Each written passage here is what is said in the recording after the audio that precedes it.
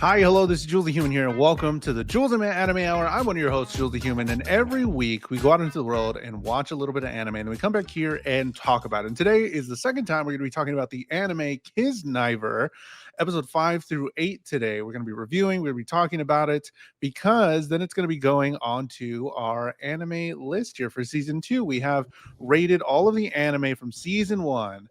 Now we're on to season 2, and we're making our way through so many different anime. Where is it going to be? Nobody knows. But next week, after we finish the season, we're going to be picking a brand new anime from the list. The anime chest of dreams of anime that have been picked by me or Matt, and anime that have been picked by you. So the way you can enter a new anime into the chest will be 500 bits on Twitch. 500 bits on Twitch get you an anime in the chest, or a $5 super chat on YouTube, because we're streaming on YouTube as well. So I don't go on this journey alone. I go on it with my co-host, Matt Galley. Matt, how are you doing this week? I am looking Drunk. No. I had one drink. I am looking to respectfully ask CZ to stop submitting anime that rip my heart out of its chest. Out of my chest. Yeah, I want some. Not literally. I I mean, want some like this action. is good. I like where this is going. I like the a lot of things that we were talking about last week in terms of like, where do we think this is going, like what's the point of the setups and stuff like that. I do really think we were kind of hitting nails on the head where the direction it's going is, it's the real Kiznaivers were the friends we made along the way. Yeah. But we knew that was going to be the direction, but I think it's just the way this show decides to handle its subject matter. It's showing that it's able to kind of like deal with heavy themes like with respect and with in a respectful sense that like develops the character and doesn't like demean them for the Feelings that they have, the feelings that or they have, yeah. their shortcomings. They're flawed.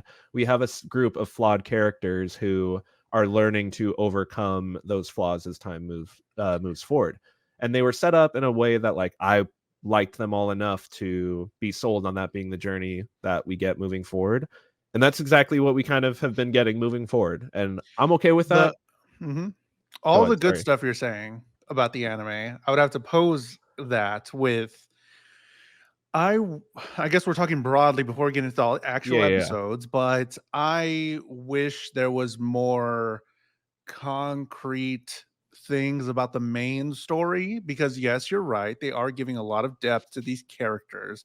A lot of the stuff that I usually would say, oh, I just want the characters to just hang out and vibe and stuff, I'm getting a lot of that, but I would like some more forward direction. So I don't know um if this perfectly threads the line with the ratios of hanging out to main story, because I think it's still a little off in the other direction, which is new, because it's usually just like, okay, there's so much story here, but now I'm like, can we get some more story? Like, what are we doing here? Because some of it and a lot of it did touch my heart, like you're saying in this couple episodes that we're going to talk about. But I still don't think I was more sure that we were going to get something in Tower of God than I was in this one. I feel like we are not going to get any conclusion here at all. I definitely agree with you. I think I touched on that a bit in the last episode where like I felt like moving forward it was definitely going to be like more like touching on themes of, human nature because of the whole like idea behind the Kizna program. It's kind of provoking that kind of storytelling to come to the front, and we only get these little itty bitty asides of the kind of grander picture that's playing out overhead. Mhm. And I can't remember if I said it or not, but at least where the show leaves me at the end of this set, I don't know if I really even kind of care about that, Oh, because really? Okay. again, I'm on it's the other like side. Yeah. me personally, if the show kind of set that up at the forefront, I feel like where it was like we don't really care so much about the huge thing that's going on. It's just going to be about these characters and their relationships. They're going to share all this physical pain, but now as it moves forward, they're starting to share more nuanced emotions and all of this all of these little subtle things keep showing up that make me like really just enjoy the journey that's happening, and I'm not so much looking for the destination. Okay. Where I find myself watching this show. But I can understand and I can Yeah. agree with the fact that there's not so much of that concrete overhead happening that would really kind of keep a good sense of pacing with the overall story. It's very sporadic and it's not doing a good job balancing intrigue with reveals. No. Hello, Joker. Hello, everybody watching live. We have a lot of y'all watching on Twitch and YouTube. Send us an emote or an emoji for wherever you're watching, wherever you are. We'd love to say hey. Thorn Rose, Kaylin said, I would feel better if the story that brought them together was simpler, like Breakfast Club, rather than this weird experimental city. It does bring a lot to the table, because now I'm like, where did they get the money? How, I mean, we know how they got the money, but like, where did this happen? How did this start? And this brings me so many more questions about the things that I want to know Yeah. about. It definitely immediately just kind of reminds me of the whole setup that Death Parade, which we just watched, was going with, where to me it's like all of these characters, we get to see them put through these extreme conditions, which are their missions, and like what is the true nature that they reveal as we move forward, getting to make them become more fully rounded out characters and not just these one note deadly sins that they're originally made out to be, which Sonozaki does touch on. She's like, at one point I feel like we've marked them as these deadly sins, but that's not necessarily what they are. Anyone pull Acheron? I have not. I did not pull. I pulled Pela, and I pulled somebody else. I forgot who it was. I put it in the Discord. I think as well, before we get into the episodes, because it's kind of a broad, I want to definitely talk about this anime together. I think I'm drawing too much parallel to Darling in the Franxx, which is one of my favorite animes, because this is sort of Darling in the Franxx, but with no mech fight stuff. And I'm like, and less etchy, but it's like, I want there to be another thing. I want there to be another thing going towards it, like going. There's no action really. There's a lot of like really great stuff. I don't know. Maybe I just want something to break up the emotional part. Maybe I'm like, I'm emotioned out. Yeah, Maybe that's where I'm at. That's I'm like, I'm good. I'm emotional. I know, but like I've had a lot recently, so I'm like, I want something. I want like an action thing to happen. So that could be where I'm coming from. Looking for the reprieve of the heaviness of some of the subject matter that this delves into. And it's like it can, when I say heavy, it doesn't mean that's not to be looked at in a negative connotation.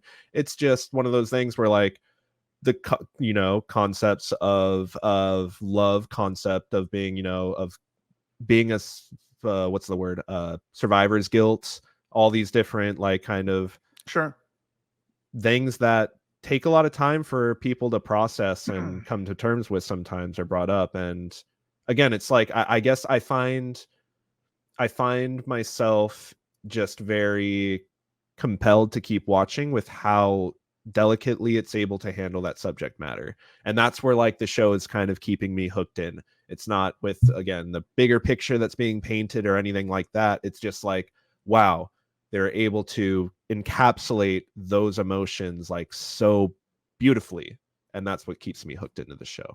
But like you said, I'm finding myself a little bit of maybe where's the chip? Where's the Kiznaiver chip? Get it out of me. I'm done with it. I'm done. Definitely feeling it.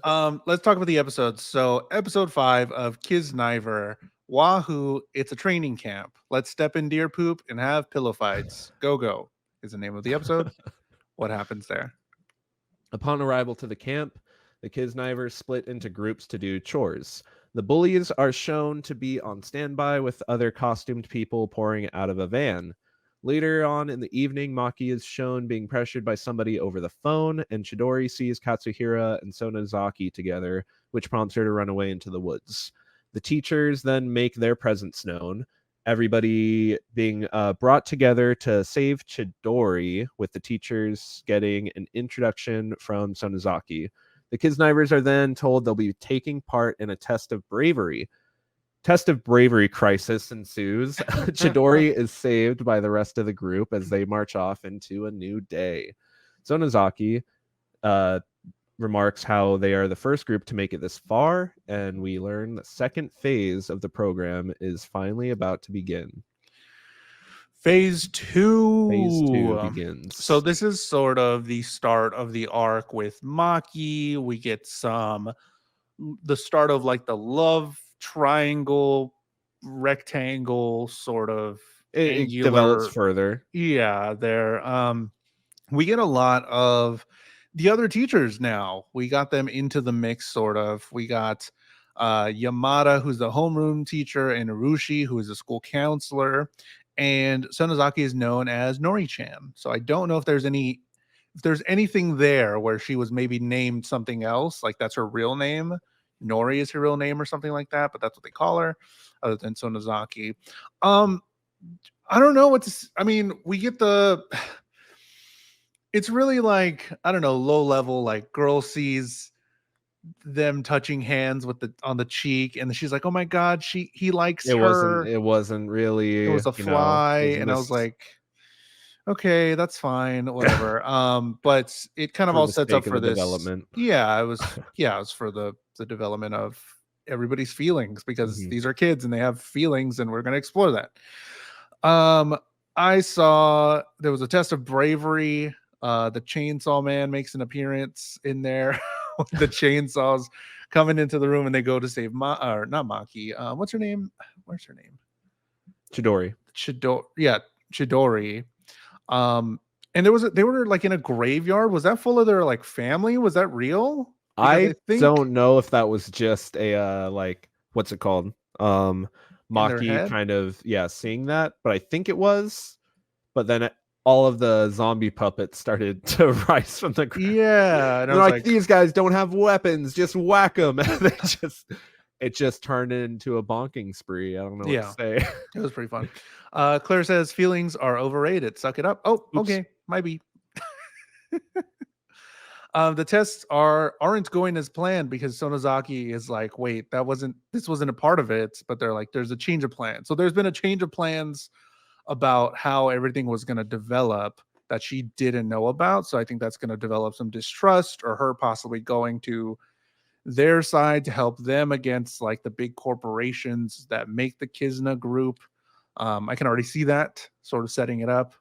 I don't know, haven't seen past these, but a couple of different things point to that, to where Sonozaki is going to be, I choose y'all are the best, and we're going to fight this group that's been doing this to kids for a long time. Kachan, or what's his, I write both of their names because they call him both Katsuhira, feels the heartbreak as pain. So we see that the development of them as a group, not only feeling physical pain, but they can also feel the pain of each other's emotions, and that's sort of developing. And that's just the next stage. Fear, or like, what's it called? Some strong heartbreak. emotion. Like strong negative emotions are only what they're feeling from each other so far. And they reached the domain that no one else could. So apparently this has been the farthest. Kiznivers have made it this far. Yeah, so we're in uncharted territory. Exactly, we're in uncharted territory. We don't know what's going to happen, but these kids are the ones for some reason. Somehow, I don't know how is it that they are the ones to do it? I mean, I'm thinking of the city, because I think it has something in part to do with the fact that the show keeps alluding to Katsuhira and Sonozaki being a part of the group that was the little kids that were experimented on way back when. And so I think it has something to do with their connection that is allowing the group as a whole to make it further than it has ever gone before. Because when I think about it, the questions I have, how long have they been doing it? How many groups of kids have they been doing this with? where they try and pair them together and get them to connect ultimately on another level. Wouldn't you think with so many trials and errors that would have gotten that far already? Or is there something flawed in the way they pick them because they're picking them as like the seven deadly sins kind of? That they're just not meant to be friends, that these people are just not meant to get along at all because they're strong personalities in one direction. But isn't that the entire point? Like, look, we managed to make all of these people get along and over their differences, so world peace. I don't know what the point is. What is the point? We still don't know the point. Something like that, right? Yeah, you know, probably. they're trying. It's a huge social experiment to try to solve world peace. That's the tagline, at least on the or experiment. are they gonna be like tasked to be the rulers or something? Like, what if that's it? Where they're like, okay, you did it. All the governments can say now, y'all are gonna rule Earth or something. You think Tanga could have any No, sort but of power? like they got connected, so now they're all connected, so they will never hurt each other. So they'll never do anything against each other. These are our seven or is it supreme like, beings. you know, they were able to do it, so this is proof that everybody should be a Kiznaiver and we should all Kiznaive together. So Kiznaive all the world's problems out of this place. Step 1, pain for everyone. Step 2, question mark. Step 3, step 18, world peace. I mean, that's pretty much where we're at. Yeah. First, we give everybody a chip and so on and so forth. Yeah. And then world peace. Because that's kind of how it feels like. Pain for everybody, but then everybody gets connected. No. Okay, world peace. Here we are. And listen, I'm like, this is why it's the first time they've been in phase 2. Yeah, I guess so. They're like, been able to get through phase 1. Oh my God, can we get the notes? Oh God, I gotta go. They made it. They did it. So that's why, again, that's like, you know, to me, the whole Kizna and Kiznaiver program, all of that is just set dressing to. But I like that part. That's why I want more of I it. know. I It's like that idea. It's awful that if that's the intrigue that people are sold on, that this show isn't going to probably provide great resolutions to it. But I ultimately just think that like we again, with these 12 episode animes, they got to know what story they're trying to tell. And it's similar to, like, again, I'll draw another comparison, something like Grimgar of Fantasy, I think it was called, where like we thought we were going to get this fantasy isekai action romp, but then it's like, oh, this is not what that show's about. So I feel like it's like, again, if you were sold on a high fantasy, you know, power fantasy adventure with that one, you're ultimately going to be disappointed. If you're coming into this looking for some sci-fi thriller type beat, I think that's not what this is really trying to provide. I think it's more of a drama that's just got the dressing of a sci-fi thriller. And 7 little silly guys just sci-fi hanging action, out. I don't even know what you call it, but yeah, it's got the dressing of something else. But to its core, it's definitely subversive of things that I've watched similar to it that have gotten off to similar starts, where it's like, you know, get the Avengers together to solve all the problems, then they go off and do it. Episode 6, nothing good comes from being around you. This is getting to the one. Is this the one? No, this is getting to the one where I was like, okay, this is crazy. But episode 6, what happens in episode 6? We begin with a flashback of Maki and her friend Ruru, who has passed away. Katsuhira starts to recall his memories about Sonozaki, beginning to call her Nori, to Chidori's dismay. Sonozaki reveals that all of their emotions are continuing to link together more comprehensively. Everybody notes how Maki continues to give the cold shoulder, even though she shows up every time she's called upon, Nico attempting to gain ground again, but being rejected. Sonozaki is shown being questioned by the mayor about the Kizna program, but she insists that she will provide results. Yuta realizes that Maki might be the author of a popular manga that is circulating in his class. Maki is pressed by an editor to make her manga a movie, with Yuta interrupting, giving her a window to leave, insisting that he went overboard. Yuta informs the group of his discoveries involving Maki and Ruru and how they co-wrote the popular manga that everybody loves. Everyone is given a mission to save Maki as paparazzi show up at school to harass her, then revealing her secret pen name. The Kiznaivers disperse the paparazzi and crowd, but Maki flees, Nico noting how the pain shared across all of them would be more intense for her to bear alone. Chidori expresses his disappointment in Sonozaki for whatever reason. Katsuhira expresses his disappointment There's in a lot of Sonozaki. names. Thank you, yeah. So we get like the finality or the beginning of this Maki arc, which was interesting and something that I was not expecting. But we get some really cool quotes, which are pretty funny. Well, some of them are funny. One of them is pain is a way to connect hearts, which is something that's been the theme of this whole opening scene or this opening couple episodes. Whenever the Sonozaki is talking to the mayor, she says, "Have a bun to calm your buns." I thought that was pretty funny. And then like that's a returning thing in another episode where she's like, "Calm your buns" or something, which is pretty funny. So I like that.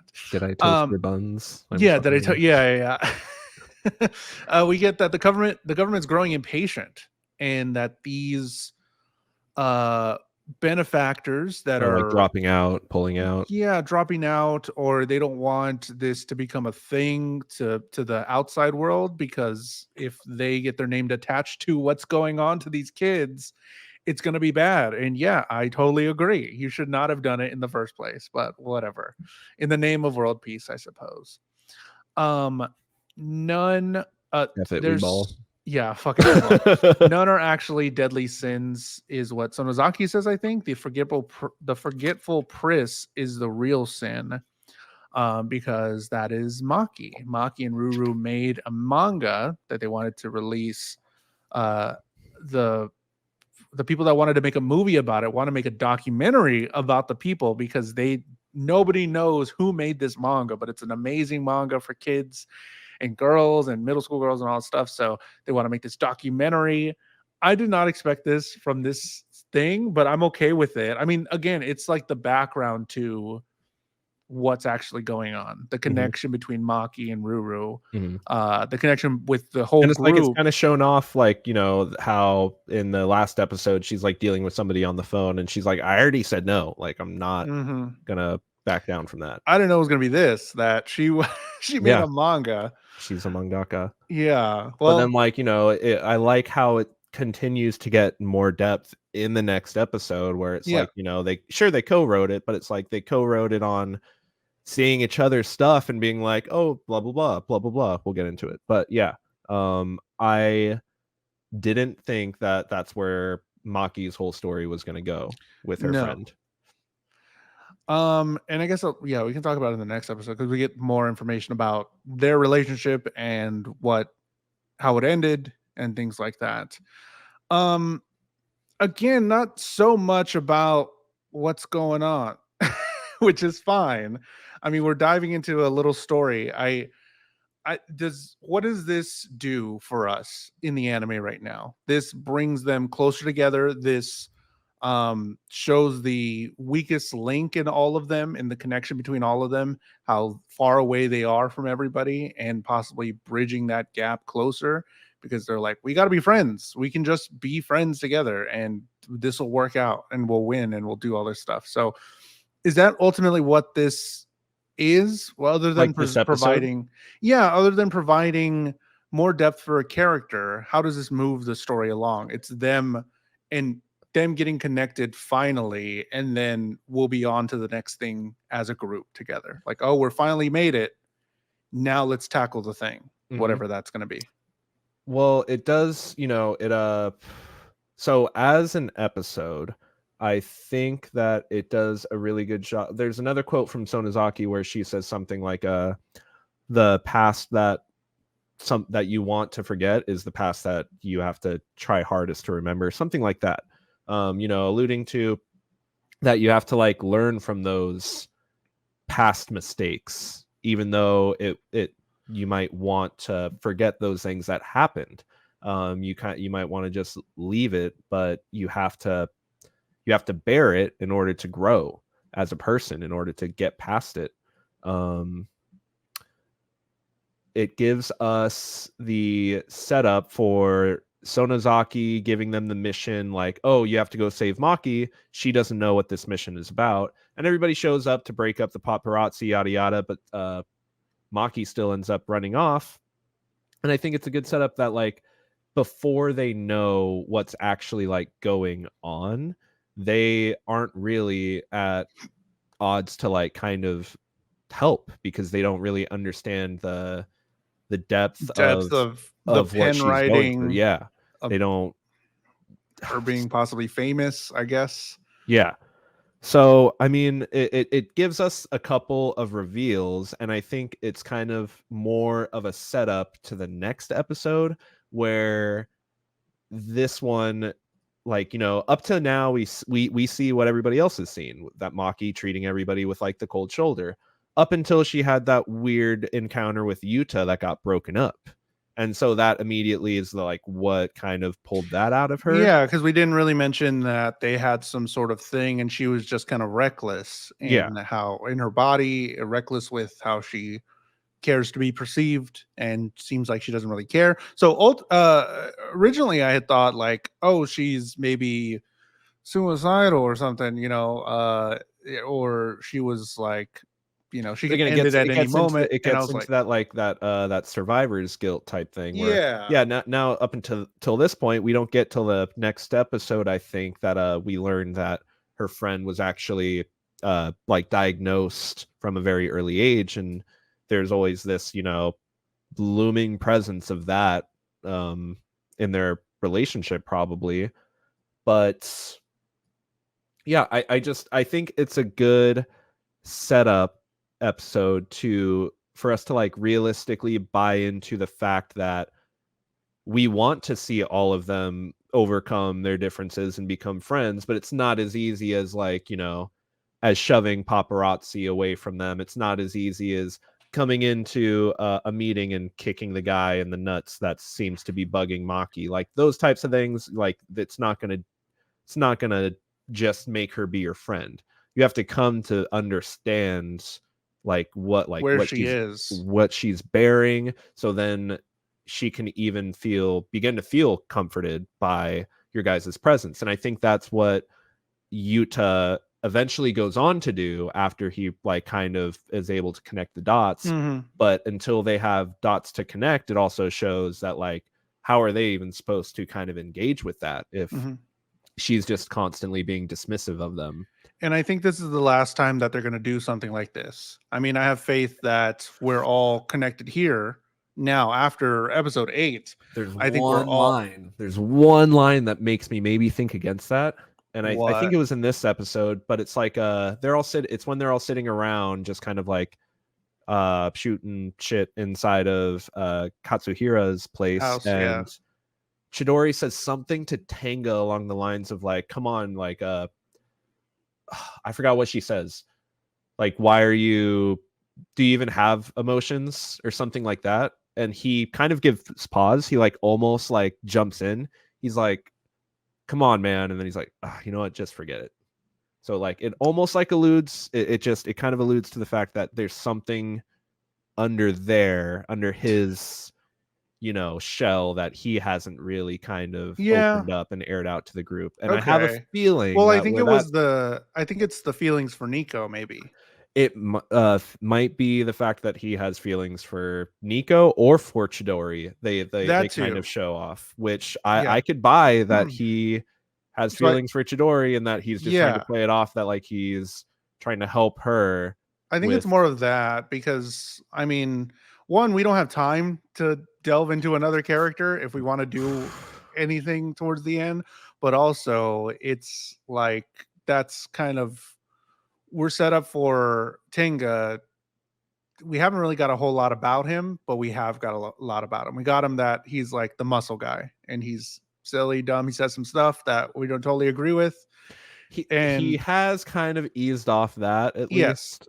That kind of, and even what's his name, the guy that was supposed to be immoral, he hasn't become as much of like a He's just Like kind of that, back there. yeah, he's just kind of I'm back cool. I'm there cool with being that. a little silly sometimes, but it's never like He just jizzing out, uncomfortable, bro. which I thought it was going to get to that point. That was one thing I was worried about moving forward, but Yeah. he's fine, Nope. surprisingly. He's cool. He Yeah. just takes his pain and he's like, okay, I'm chill over here, I man. even love the part where I think it's in the next episode, but I'll forget to mention where he's like, "Don't worry, he's gonna share his natural, beautiful guy germs with you." Yeah, He's like, it's "Oh, like the you guy want juice or whatever. some?" Handsome boy juice or whatever. It's hilarious. So, I mean, Yep. yeah, the more I talk about it, the more it's just me being sold on the characters themselves and like wanting to see them kind of like overcome their faults using the power of Kiznaiver. Episode 7. A battle touching upon the identity of the pain that 7 times the pain of 1/7 of a pain is the name of the episode. What happens? The Kiznaivers question Ruru's parents on the falling out between her and Maki, Nico being overwhelmed and becoming defensive of Maki's actions. Sonozaki later acknowledging the delicacy of the subject matter to help absolve Nico's feelings of guilt. The development of Maki and Ruru's relationship is given to us via flashback from starting their manga together to their falling out before the last chapter. Maki never decided to read the final chapter. The Kiznaivers double down on their insistence to make Maki their friend, deciding to go see her in person. Sonozaki further contemplates Katsuhira's words of disappointment, then seeing Nico call out to Maki, telling her that Ruru's death isn't her burden to carry. Yuta insists that Maki read the last chapter of the manga, Maki revealing why she had to pull away from Ruru. Maki reads the last chapter as she is able to put her thoughts of Ruru to rest, as the rest of the Kiznaivers comfort her, embracing them with a smile on her face. Oh man, this episode was good. I liked this one. Was really good. It was a really This good one was episode. crazy. If this series gave me anything, I'm happy it gave me episode 7. Yeah, that's true. I really like this one. So Ruru, who was Maki's friend or Maki's only friend, I guess. Ruru and Maki were each other's only friend. Ruru had kidney disease since she was very little, but Maki towards the end pushed her away.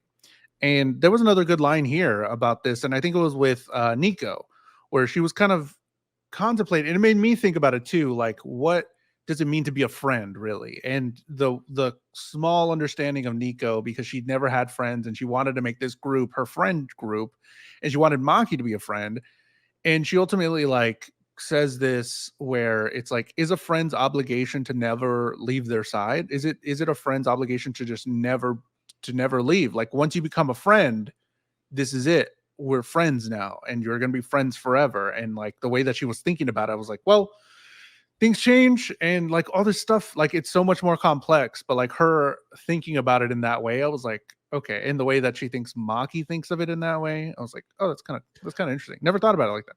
Was that, do you mean the right at the start I at the where start. her parents like then kick her out? Yes. Yeah.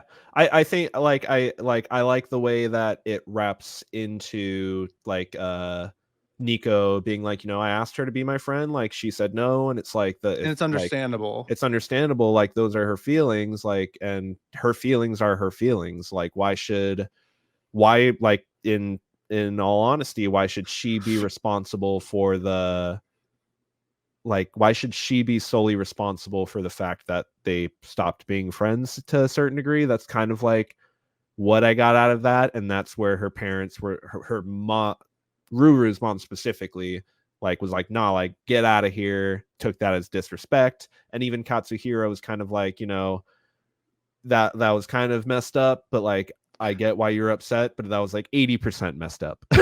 Yeah. But so you were like 20% fine, but 80% of that was pretty messed up. And it's like, yeah, like Nico became overwhelmed and kind of let her emotions take over in that moment. And she probably shouldn't have done that in the presence of Ruru's parents. Like that We're probably would have obviously been, still grieving. yeah, Their exactly. kid. Like it would have probably been in better taste for her to say that in isolation amongst themselves, and that's where I think Katsuhira's point lies, not in what she actually said wasn't okay. It's just the fact that you did that in front of her parents, like that was pretty Yeah, messed up. I think that's where he's driving home at. sure. Ruru and Maki work together, making up for each other's discrepancies on this manga. Super cute. One can draw, one can write good story. Well, let's work on this together. Cool. And then Ruru has this sort of thing. I don't know how to explain it. Like Ruru comes on to Maki, sort of, kind of, but I don't believe it really. But like I'm think the way I thought about it, because she was kind of pushing Maki to the edge. And now we know that Maki was like, I don't want to get too close to you because you are going to be gone and this is going to suck. And if we become more than friends, like it's going to suck for me that still has to stay here.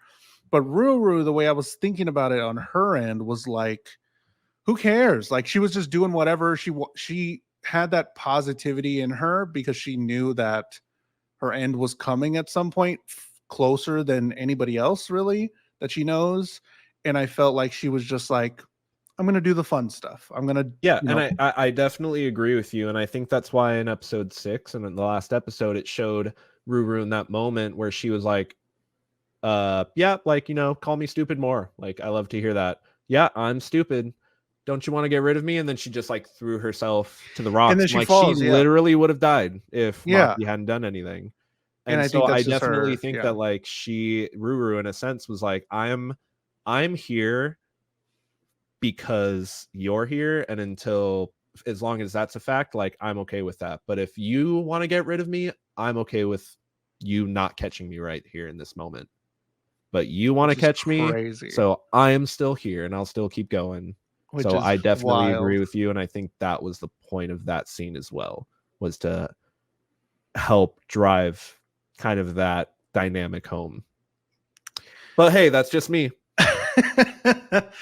I'll curse you so that you only love me forever. And that was Wild sort thing of to true. say. Yeah, wild. But then, Uh, like, we get the reveal that those aren't the words that she wrote. True. So was it like, again, it adds more nuance, I guess, to the theory we just put forward, because it's like, did she say that because in the moment she was like heartbroken, or was it because she was just like angry at her Yeah. angry or mad at her friend for like telling her no? So she was like, I'm just gonna do this. But then the words that she left behind were also pretty strong. So hmm it's like, was that there? But then the second it was, when she was making a move on Maki, and Maki's the one to push her off, she just plays it off like, oh, I'm just joking, to like save face, because she didn't want to make things awkward, and she wanted to be able to keep Maki as a friend, because again, if you're ready to get rid of me, I'm gone. I'm dead. Falling off. Yeah. yeah, Falling exactly. back. So I don't there's a lot of there's a lot of like ways to interpret, I guess, these two episodes to break it down. But I, again, just kind of, I like the place where we're left. I like the way it gets like resolved. Some other minor things. Katsuhira, is that his name? Yeah, Katsuhira show some emotion in this one, and he says that it's fun to have Tanga around, because Chidori's like, yo, he's still here. What the heck? He said that with a smile on his Yeah, face, he was like, bro. it's kind of fun having Tanga around. It's like, oh yes. So like it is building on me, like the emotions of the characters, or the emotion of the character with no emotion. And it's finally like seeing him turn around a little bit, and I'm like, oh yeah, he's getting some friends here. And it doesn't go unnoticed there for sure. A question I posed in this episode was, did Sonozaki have her own crew of Kiznaivers? And that's interesting, and we figure that out possibly at the end of the next episode. But they go into the water together as friends, and Maki says, we aren't friends, we're even closer than friends or lovers, we are connected, and all that stuff. So I was like, oh, that's cool, that's cute, I love that for them. Love my little silly guys. Episode Yeah, I love. I love the way that we really haven't gotten Maki, smile at all, and I love the way the last words were, because I love your smile. and then we immediately get to see like she just embraces that, and we get to see Maki with a smile on her face. So in like with everybody else. in like a time capsule of these two episodes, I loved it. Like I loved these two episodes together. That little story, Maki mini arc Maki here, just telling a beautiful little story. And I'm like, that's cool. Love that stuff. All right, I'm down. Let's go to the main story. That is No. the main story. Oh, okay. My bad. I was too busy looking at the horizon and I didn't look down at the flowers. And I was like, well, shit. Okay. Yep. Here's the flowers, I guess. Exactly. Episode 8, happy times don't tend to last very long. What happens in episode 8? The Kizna program seems to be gaining traction as Sonozaki remains dumbfounded by Katsuhira's words. The depth and history of the Kizna program is revealed to the Kiznaivers before they have to settle into riding out a storm that has hit their area. The Kizna directors seem to have planned this all out as they take the opportunity to isolate different Kiznaivers in an attempt to prompt romantic situations. Sonozaki realizes Katsuhira's possible feelings towards her, then setting off to find him. Everyone's emotions come to boiling points as Chidori begins to confess her feelings to Katsuhira. Him being distracted by Sonozaki's arrival, which drones out everything else as he rushes to save her from a falling statue. She asks if she exists within him before she breaks her necklace, revealing a Kiznaiver scar on her neck. Whoa, plot twist. Except we saw that already, and I pointed it out last episode. That's crazy. So typhoon's coming. They say, the directors, I guess, they say that originally they were only trying to connect emotions, and they explain more that Kiznaivers connected the pain of children that are even younger than the kids that they are now. So they're at some point, and we get some flashbacks, and now we're kind of connecting the dots that there was kids, and there were some people in this group that were a part of those kids that were connected early on, way in the back, in the past, that they were connecting the pain from children. And Katsuhira asked, are these kids alive? Where are these kids now? No answer to those questions there. Another thing was alive. Yeah, well, they are alive. Yeah, Everybody's alive. He didn't answer like where they are. No. Sonozaki is taking some sort of injections. We've seen this a couple times, but this one was like a more longer view of this. So what do you think that is? Because they haven't really explained anything. They haven't said that the Kiznaivers have to take anything to live or anything, but like she's been taking these injections or something. Is this connected to her Kiznaiver ability, connection? Is this to keep her alive? Dang, Where do you think that's going? Thought too much on Predictions. That one. Haven't thought too much on the needles. Because it's happened 3 times, I think, where she's just kind of there alone and she, boop. Okay. Yeah, maybe it's like keeping her isolated out of it, and that's why like it's such a big deal that she broke off her necklace and it's starting to like, light up, because she's allowing like her little thing to reactivate. Yeah, maybe it is to suppress her pain because she's still feeling the pain from all the other ones. Maybe that's it. Maybe that's to what numb her. Maybe that's what she means when she says that he exists within her. Yeah. So she wants to know if she exists within him. She probably has all his pain that he has lacked feeling from.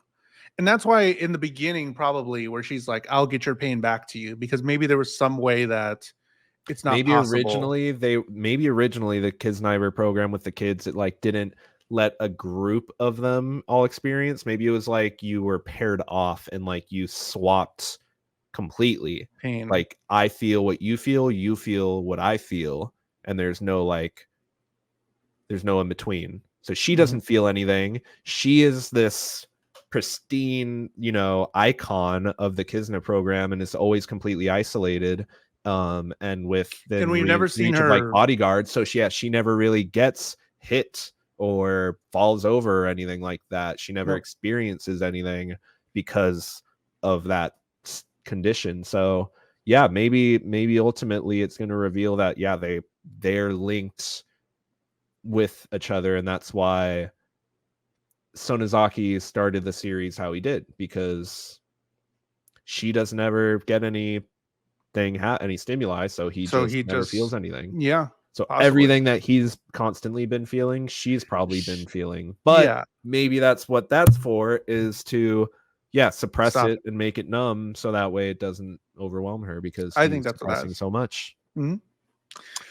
We get some love triangles, some love bean things happen. Love being love there. bean. I mean, it was kind of alluding it up until now. It was. But like, I even said that, that's kind of where the 4th episode left us off, was kind of hinting at this love triangle, rectangle situation going on. But instead of what's her name being there, where Nico is, like, I imagine Sonozaki being there instead. Sure. Well, Tenga and Nico are going to be paired off together, I suppose. Which, like, I don't see how that's a thing. That it never really alluded to them kind of having a connection before. Well, no, it was in this episode where he was like, "Wear this, you're cuter with my jacket on." She was like, "Oh my god!" I mean, I felt like that was just kind of forced. That's a little bit. Thing I felt like that was forced. I buy Yuta and Maki, because we've already seen their kind of situations, and Yuta even went like, I'm reading this to try to understand you better, because I want to help and you. That was cute. That was like, I buy their relationship as it's been moving forward. But yeah, Tenga and Nico, I just don't. Maybe if that's the setup for later, then yeah, but I don't. If that's supposed to be some sort of a we've seen it all along. Yeah, exactly. No, it's like no, definitely not. that wasn't there before. So what do we think about the love triangle here? Because Chidori is trying to express her feelings, tell Katsuhira. I hate that we got cliffhung on that, because it's clear that, like, while she was just completely emptying her heart to him, he was just like totally zoned out somewhere else, not with her. And that kind of sucks. That made me like just hurt for her. Yeah, we don't get any idea of what we know, like, what she's talking about, but we have no idea what she's saying, as it shows her continue to just dump more out and out. Yeah. So is she gonna eventually just be like, "You're not good for me. Like, you're not. I'm giving you so much and you haven't, and I'm trying, and you don't understand that. I'm gonna be the sacrifice and go." Or maybe it turns out that Chidori becomes like something evil, not evil, but the most evil you can be in this situation, where she doesn't want to connect, and that's why. I don't know, it doesn't work out or something. Like, something happens to where she doesn't want to connect because of all the stuff she's been pouring into him, how he still does not have eyes for her, that he doesn't even comprehend what's going on. And well, I like, there's a part of me that wants to think that he's starting to get that, because in episode 5 we saw that, like, he said something along the lines of, she's like, "Am I heavy?" And he's like, "Yeah." And she's like, "Oh." Yeah.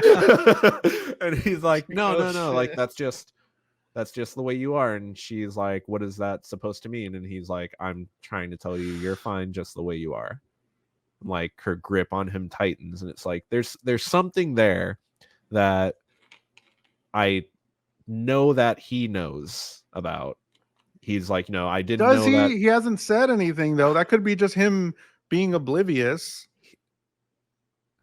I think it's subconscious, and it's not like something that he even, like, even way back when she was like, I used to love you, and then he was like, "I can forget you said that," because if it's, or whenever he gets his feelings back, that's when the feelings for Chidori come in, and he's like, "Oh my god, this is where it's been," or something. Because all he feels right now is what other people feel. He doesn't feel what he is feeling.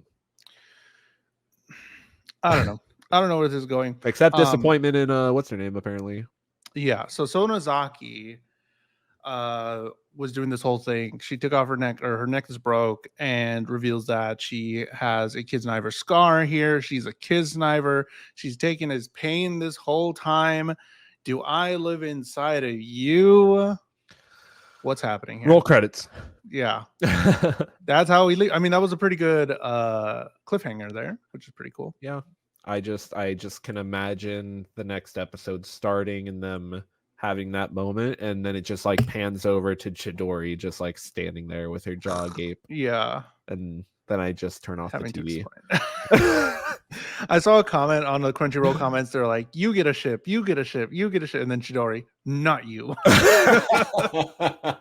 because everybody's getting paired off, and it's like, "You get a person, you get it," and it's like Chidori, "No, Except for no." what's his name, he's just an enigma. Yeah, they were And like, they didn't even bother. yeah, They were like, they're just like he's he's just on hold. yeah, We don't put him on really hold, get put him on him. ice. You don't really understand. And they even said that like Maki's on hold too because like she's still getting over her feelings for her ex-friend, and like I can buy that Maki has feelings for Yuta now, like after that whole experience in episode 7. Yeah. So them saying that kind of threw me for a loop because I don't feel like it's so much one-sided anymore with Yuta and Maki, but that's just me. Mm-hmm. I think it will develop into something. The but experts, the experts, yeah. I don't have any Kiznaiver. graphs to pull up about Yeah. the love triangulation of X, Y, and Z. The Kiznaiver, researchers have been great so far. So this is the farthest they've gone. They're like, oh, we got to make up some story. We got to pair them off to people. But what are some predictions here going into it? Because next week is the last time that we're going to be talking about this anime, and then we're going to pick a brand new anime to talk about. But we're going to be finishing off the season. And what are some predictions? What do you want to happen? What are some thoughts going into the final 4 episodes? I want something to happen between Katsuhira and Sonozaki that kind of, yeah, exactly, like gives him his feelings back, and ultimately I want to see Chidori walking out of this story with Katsuhira. I don't want Katsuhira and I'm not shipping Katsuhira and Sonozaki. What? Really? Yeah. I like them too because they're both just not aware of things. The way I still can't get over the scene where she's what's her name? Sonozaki. Sonozaki is just in the bus. She doesn't understand how the game's playing. And I could just picture them two just living some life together in an apartment, not really understanding each other, but liking each other's company, and neither of them has a single thought. Yeah, there needs to be at least one brain cell shared between the two of them for me to there was one thought. But I think Chidori is too good for Katsuhira, so there it is. Yeah, but like the heart wants what the heart wants, as they say. Yeah. I don't know. I want things to work out for everybody because I like all these guys. That's the thing. But where the story's going, it's not really shaping up to do that, especially with that whole them directly acknowledging that there's a romantic triangle going along. Those never end well for somebody. Somebody is, there's only 3 points to a triangle, only 2 points to a relationship.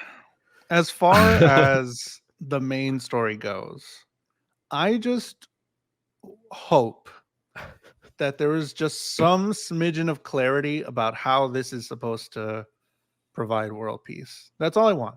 Just some smidgen. I know it's probably gonna set up for a season 2 like the last couple anime we watched, but I just want some definite answer about how these, or where this is supposed to go, or how this is supposed to go.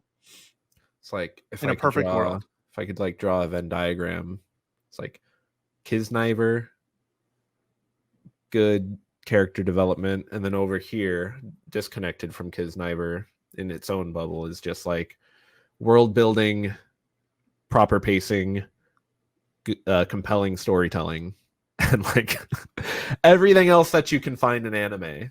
This anime has kind of one thing going for it, and that's the character development and the art direction, not the animation. Cool. The animation, we haven't really been talking about that a lot. The animation isn't that great. It's pretty like bare bones, and the times we do get like anything kind of dynamic, it's very underwhelming. A lot of the scenes we have with characters far away, they're missing a face, which is kind of cute and kind of funny, but like put some. But anytime we have action, like people getting like bonked and hit and stuff like that, it's a lot of one pose in the moment, it's not like giving it's not giving a lot. So the animation isn't that great. The art direction and the characters, like the character art styles is great though. So everything about this show that I have to say that's positive, which is very positive, is all about the characters. I'm trying to keep things on positive notes as much as possible, but like I just can't find myself being sold on anything else that the medium can provide, like a compelling story, good world building, a dynamic power system, anything like that that anime provides. It's just completely out of left field for this anime, which will come up in what's it called, in the rankings for sure. Sure. So that's I mean, would I like to be surprised? Would I like to see the show turn a 180 and be and like, oh my god, it's the best piece They of wrap it media up at the ever. end. Yeah. Like, of course that's what I want for this, but I just don't see like the cards on the table coming out to that being the case. Nope. Stimamani, I'm sorry, I don't have followage. I don't stream on Twitch anymore. I think I have it off. So I'm streaming on YouTube as well. So I stream on my YouTube and just do this show on Twitch only throughout the week. I'm sorry. Yeah, you probably have been following for a while. I've been streaming for about 5 years now. Claire, I feel like that is the problem with a lot of shows, both anime and event television. They're too busy setting up a second season to deliver anything, ensuring they'll never get a second season. Yeah, and I hate that, man. And I also hate how shows are just so short. I mean, more in the live action scene where there's like 6 hour long episodes, and they call that like a season, 9 episodes, and it's like, I want more. Give me more. And also don't hold off to a season 2, because that sucks. That doesn't, I don't know. There's such a hard way to do it and have me hooked to figure it out. And if this show sets up for a season 2, I don't think I want to watch it. Like No, I don't have the time. I Like I wouldn't don't want like to. I wouldn't I don't know if I would have watched this past the 4th episode, past the first set, if it wasn't for the show. I'm glad I got to experience again episode 6 and episode 7, because those were very profound for what they were. But after the 12th episode, this is definitely going in like, the locker of 12 episode animes, that I got to experience, that I find to be more compelling as an experience than as a like as anything like with a sense of like compelling storytelling, things that are like, oh, this is the encompassment of like the medium and why we try to find more different diverse anime to watch is for anime like this.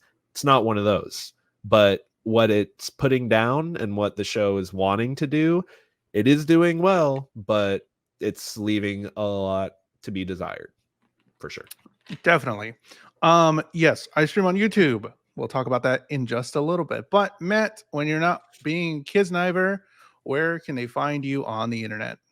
On the internet, you could find me on my Twitch, Matt_Galley, or on any socials. Just add an ITS at the front, make it's Matt_Galley on X and Instagram. When we're not here Kizniving it up, where can the people find you? Find me on YouTube. I've been releasing a lot of YouTube videos over there. We are almost at 2,500 subscribers. We're at 2,400 something, which is insane. I heard so you've go been playing subscribe. Monster Hunter. I've been playing some Monster Hunter. I'm probably gonna do a stream of the new Honkai stuff. A lot of Helldivers if you want to play Helldivers. So I don't stream on Twitch anymore. I do not. I know you're watching this right here. Yeah, Helldivers did just get patched, so I'm probably gonna play that tomorrow, Friday. I don't stream on Twitch. If you're watching this on Twitch, this is the only thing I do on Twitch is the show. I simulcast it over on YouTube. So go to youtube.com/JulesTheHuman, and you can see all my lives there. If you want to play Helldivers, we've been playing. Me and Matt specifically have been diving pretty much all the time. Yes, we for liberty and freedom and democracy. All of the above. All of them. Checked all the boxes there. But I stream over there on YouTube, youtube.com, and you can also find the podcast over there on YouTube as well. So if you miss any of it, you can go and watch the episodes. They get uploaded on Fridays and on Spotify. I was a little bit late this week, but it's up on Spotify for And next if you're week. listening on those platforms, go ahead and give us a thumbs up. It really helps us out in that algorithm. Thumbs up on this video if you're watching on YouTube. Next week, we're going to be finishing Kiznaiver. We're going to watch the last 4 episodes of Kiznaiver. And then after that, we're going to put it on the board of all the anime we've watched. And then we're going to pick a brand new anime out of one of these here that is suggested by me or Matt and one of you, some of you from the community. So one of these new anime are going to be it for the next 3 weeks. After this podcast is up, I'm going to put what is it called? A survey, a Google survey, so that you can rate it. If you watch Kiznaivers with us, God bless you. But you can vote on where this anime gets put into this list. You'll be able to vote. It'll be in the Discord. It'll be probably linked in the description of this video and everywhere I can post it. So you can vote on where you put Kiznaivers S through F as an anime in total. And we'll contabulate the rankings and put them all together, and that'll be where it'll sit. So that's for next week. And yeah, this has been the Anime Hour. See you next time. Bye. Bye.